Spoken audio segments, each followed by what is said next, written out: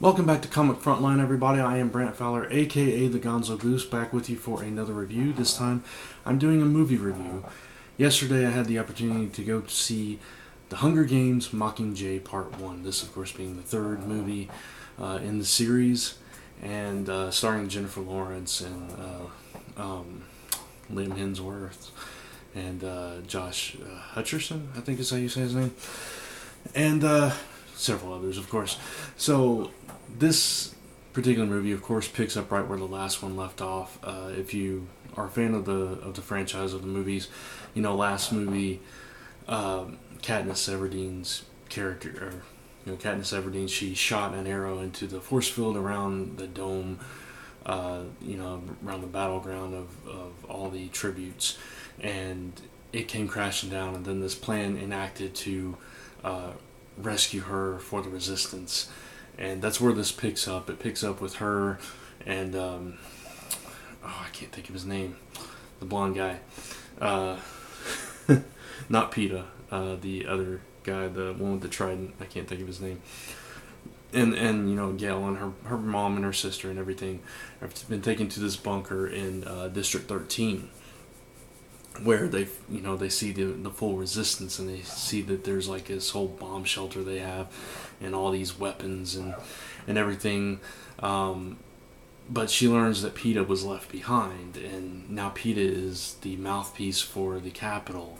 And that's kind of the whole basis of this. They want Katniss to be the Mockingjay. They want her to be basically paraded in these propaganda videos to show, not only to show the Capitol that District 13 and Katniss are still very much alive and thriving, but also to rally the troops, so to speak, from all the districts and kind of inspire them to stand up to the Capitol. And that's kind of the progression we see here. We see Katniss dealing with the fact that PETA was left behind and trying to find out who she can trust in this new group, and at the same time struggling with whether she is ready to be that figurehead, and if she's willing to make the sacrifices that means. And they take her to District 12, and she sees what the destruction was caused. We learn later on that only 900 people, I don't want to spoil too much, but only 900 some odd people survived out of the 10,000 in the entire district. And it kind of sparks the fire in her, and hence the catching fire. She mentions that, and bringing the Capitol down with them. There's a rescue mission, and so on and so forth. I don't want to spoil the ending for anybody that hasn't seen it yet, since it just came out last Friday. But PETA does play a very pivotal role in this one, even though he is not with Katniss for most of the movie. So it's very interesting. I love the progression of each of the characters, their personal growth. Some of them have progressed, some of them have digressed, some of them showed, some growth just within this movie. The guy, I can't think of his name. At first, he was just, sad and beaten down and, kind of depressed, and then he found his inner strength and became something stronger towards, before it was all said and done. And, Gale showed his, his emotions and his passions for both Katniss and for District 12 and so on and so forth. So there was a lot of that kind of thing going on, but not a whole lot of action. It was a much different movie, because obviously the first two movies you have the tributes, battling it out to the death, and that was kind of the theme for the first two movies.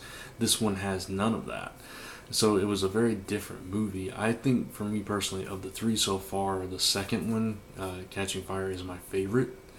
The first one was really good. The second was better. This one was a bit of a step down, but it was still a very good movie. I still thoroughly enjoyed it. I will caution everybody, if you've seen anything about credit scenes, don't stay for it. All it is a logo treatment for the next film. It has the Mockingjay flying around and doing these... I don't know, it's just, there's no actual scene though, it's just a logo treatment, and it's a very long credits thing that you have to wait through to get to it, so don't do it, it's not worth it. But yeah, all in all, I think it was kind of a linchpin movie. It had to, this part ties Catching Fire to Mockingjay Part 2. It was kind of a transitional movie for me, so that's why it was a little bit of a step down.